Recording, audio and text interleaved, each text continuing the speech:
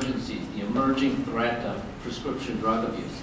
And to their credit, last year, they passed this comprehensive bill called the I-Stop bill that will help us in many ways. You may disagree with some of it, but the parts that did improve were with the e-prescribing. That is, by August, we'll have an improved lookup portal. We actually got resources to help improve the system so it works much better. It's easier to log into, it's easier to look up, it's easier to use the data, and ultimately, within 3 years, we should be where we need to be with e-prescribing, not only of these controlled substances, but for the vast majority of other drugs from the vast majority of other settings. But why can't New York State DOH and New York State Board of Pharmacy issue the regulations? Because we want to do it right. And the problem is, if you rush into something, then you have a high chance of doing the rights wrong. And this is so important to do right. To the extent that you want to be on the cutting edge, but not the bleeding edge, we're looking and learning from all the other states and what they've done and what they've done wrong and what they've done right to make sure that there's an appropriate, that the regs cover what we need to and allow innovation, allow patient safety, allow protection of HIPAA. You know, all of these issues have to be considered. We don't want to build it and then just have to rebuild it. But no one has time, effort, energy to invest in things like that. So we'll get there, and I'm optimistic that we have the tools we need to get there in the near future. I would humbly suggest that the PEA regulations are onerous, severe, and proper. And all the DOH has to do, and the Board of Pharmacy, is rubber stamp the federal regulations. Thank you. Number 2. I'm Paul Solzberg, President of the Sullivan County Medical Society. As you know, Sullivan County is a very poor county and a rural county. I'm a family physician there, and I've been there for 30 years. I'd like to make 2 points. The first point I'd like to make is if you want to know how to get primary care doctors into rural areas or underserved areas, why don't you ask the doctors themselves? Instead of going through bureaucratic measures, why don't you contact these doctors in these areas, find out why they're there, what brought them there, and why they stay there. That might be very helpful in recruiting new doctors to these areas. Number 2, I'd like to make a point that just by giving nurse practitioners a wider scope of practice or physician extenders, that doesn't mean they're going to go to a medically shortage area. They might tend to go where they can make the most money, like many other doctors are doing. Those are 2 points I'd like to make. Thank you. Hi, Robert Goldberg, New York County. I want to thank you for coming. And I'm very happy to see that as a willingness to work with the medical society.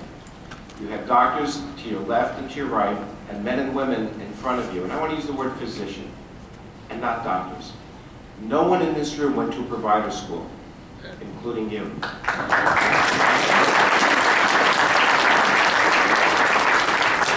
And I'm sensitive to that word. I'm the Dean of the Touro College of Osteopathic Medicine. More than half of our graduates go into primary care. We have formulas that work. But when we hear provider, it throws up a barrier, and it closes off a willingness to listen and to understand and to work. And we want to work with you.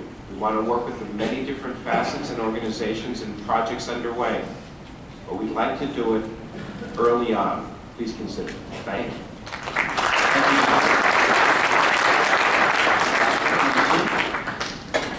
Yeah, hello, sorry. Thank you for coming, Dr. Shah. I'm Dr. Michael Goldstein from the New York County Medical Society, speaking as an individual. And one of the concerns that I have is that we have this rapid disappearance of the private practitioner in the healthcare system, which I believe is a mistake. I think that private practice physicians allow competition and diversity in the healthcare marketplace, but are at a competitive disadvantage primarily due to the legal structures of healthcare.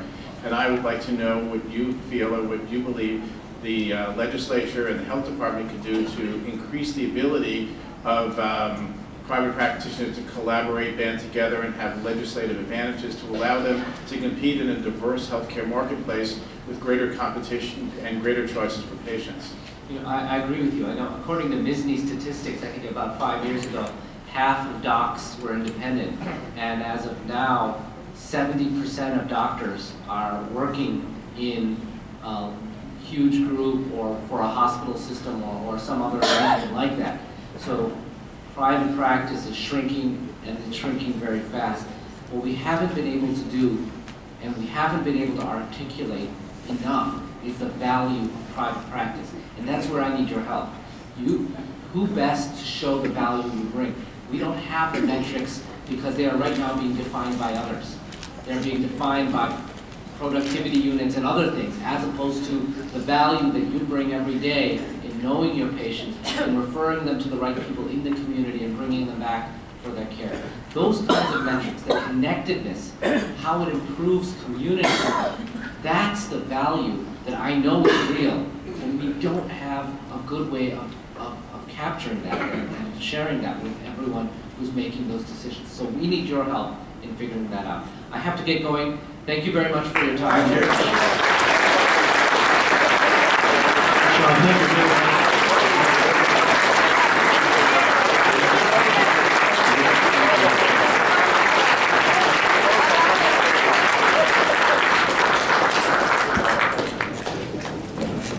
And Dr. Shah, thank you very much on behalf of the Society. We are very pleased to have you here today. Dr. Cater. At this point, we are resuming our discussion of the representing report, the bylaws. At this point, we'll open this up to discussion for the recommendation for non-adoption. Microphone 2.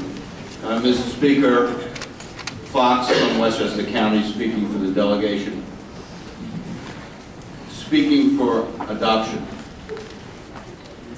We have heard that a major argument against passing this resolution is that the larger number of delegates are needed to represent the larger diverse populations in the counties using the assembly district model to augment their delegations.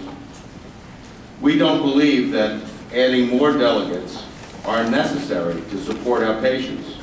We've always advocated for our patients. The health and welfare of our patients have always been a top priority for physicians in New York State.